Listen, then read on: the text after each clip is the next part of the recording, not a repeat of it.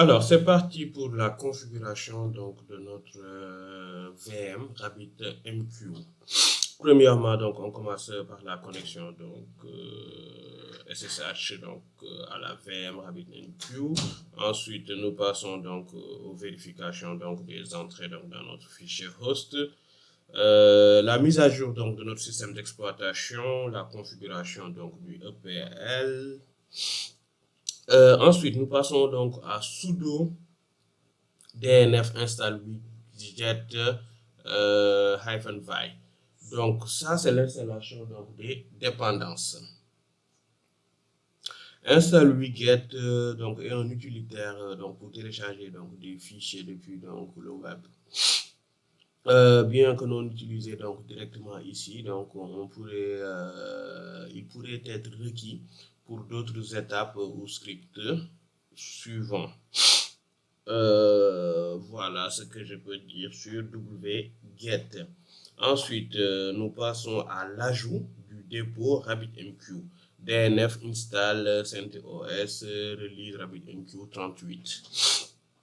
Donc, cette commande ajoute le dépôt officiel RabbitMQ pour CentOS qui est spécifique donc à la version 3.8 de RabbitMQ. Donc, ce dépôt, il va fournir à notre VM les packages nécessaires pour l'installation de RabbitMQ. Ensuite, l'installation donc de RabbitMQ, on a utilisé donc dnf-enable repo égale à CentOS RabbitMQ 38 -vi install RabbitMQ server. Donc, cette commande installe RabbitMQ en activant explicitement donc le dépôt cent RabbitMQ 38 avec l'option enable repo. Donc, cela garantit que la version correcte de RabbitMQ 3.8 est installée. Voilà. Ensuite, nous allons donc démarrer et activer RabbitMQ avec systemctl enable now RabbitMQ server. Une fois que ça c'est fait, nous passons donc à la configuration de l'accès utilisateur avec sh-c echo RabbitMQ loopback user, etc. Donc, cette commande crée un fichier de configuration pour RabbitMQ qu'il va placer donc dans etc rabbitmq.config. La ligne avec les crochets rabbit loopback/user, donc cette ligne là permet de désactiver la restriction des utilisateurs loopback comme le guest, l'utilisateur guest. Donc, permettant à d'autres utilisateurs donc, de se connecter depuis des interfaces non locales. D'où on avait mis le 0.0.0, vous vous en souvenez. Et le -c donc, exécute la commande echo via un shell. Le symbole supérieur nous permet donc de rediriger donc, la sortie pour écraser donc, le fichier. Ajout d'un utilisateur test. Donc, sudo RabbitMQ add user test. Voilà, ça permet cette commande permet donc juste d'ajouter un utilisateur RabbitMQ nommé test avec le mot de passe test. Vous l'avez compris. Attribution du rôle administrateur avec sudo RabbitMQ-ctl.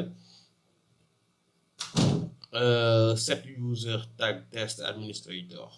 Donc, vous avez compris, cette commande attribue donc le rôle administrateur à l'utilisateur test.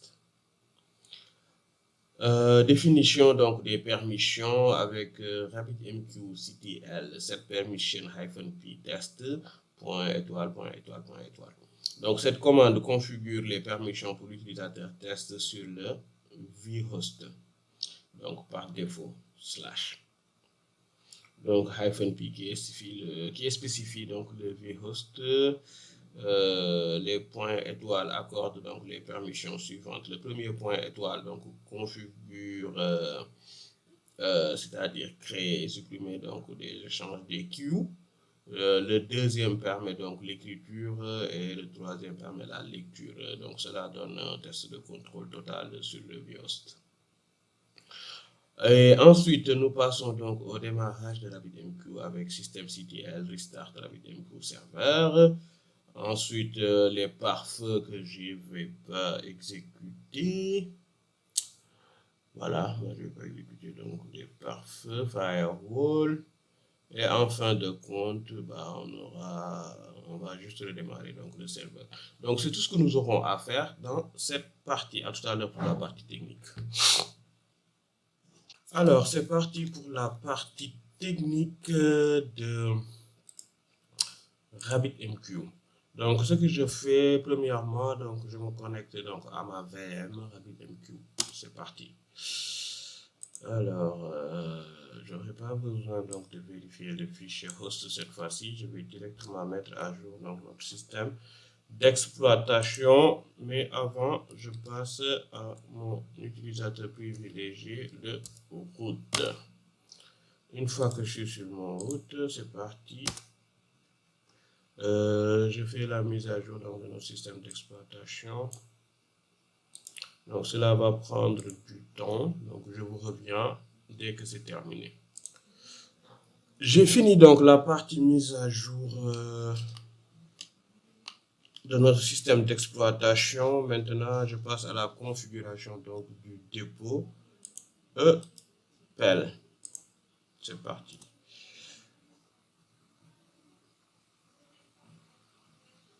Donc, une fois terminé, nous allons donc passer à l'installation donc, des dépendances.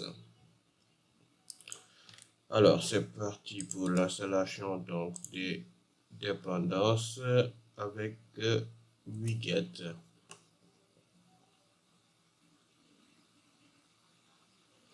Alors, l'installation des dépendances va prendre du temps, donc je vais mettre en pause ma vidéo le temps que ça se termine. Donc maintenant, je vais ajouter donc le dépôt RabbitMQ.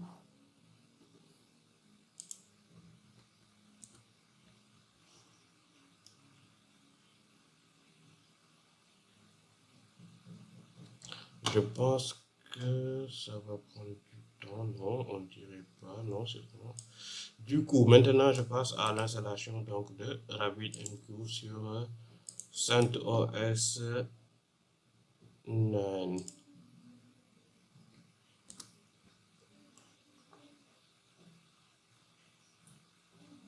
L'installation de RabbitMQ peut prendre du temps.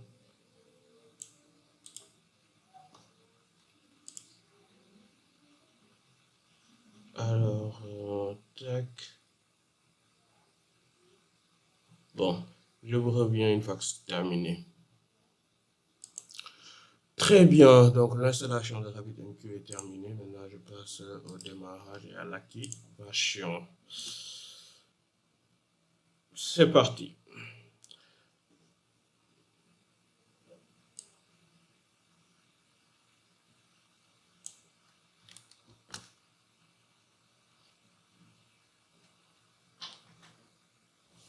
Très bien, maintenant je passe à la configuration de l'accès utilisateur.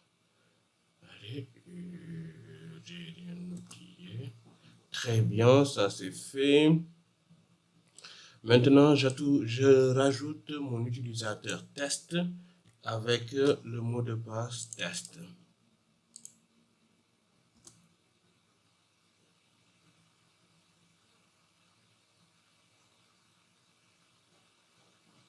Très bien, il a ajouté.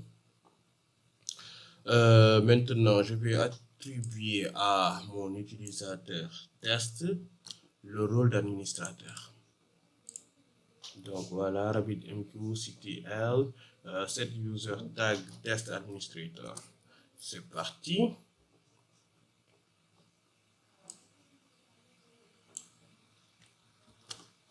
Très bien, il me dit RabbitMQ, starting, tac, tac, tac, administrator, c'est fait.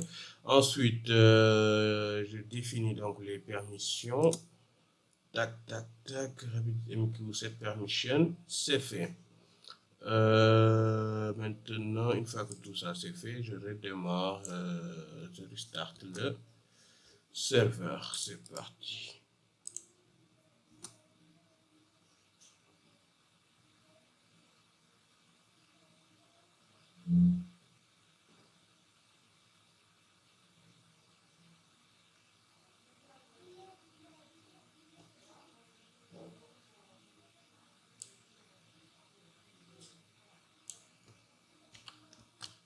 Vu que je m'occupe pas des parties par feu, je ne le fais pas dans ce projet.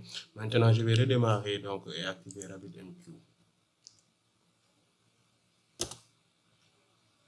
Donc, c'est fait, il la start. Ensuite, je fais la partie enable. Donc, RabbitMQ, systemctl enable RabbitMQ server.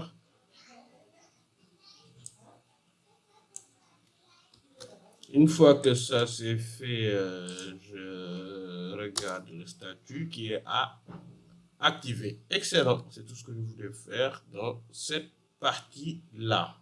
Donc l'objectif était de configurer RabbitMQ comme un courtier de messages, donc qui est accessible donc sur le port 5672 qui est dans notre fichier Vagrant File. Donc avec un utilisateur test, donc qui dispose des privilèges d'administrateur et qui a une écoute sur les interfaces externes. Voilà, merci d'avoir suivi cette vidéo et à tout à l'heure pour l'Apache Tomcat.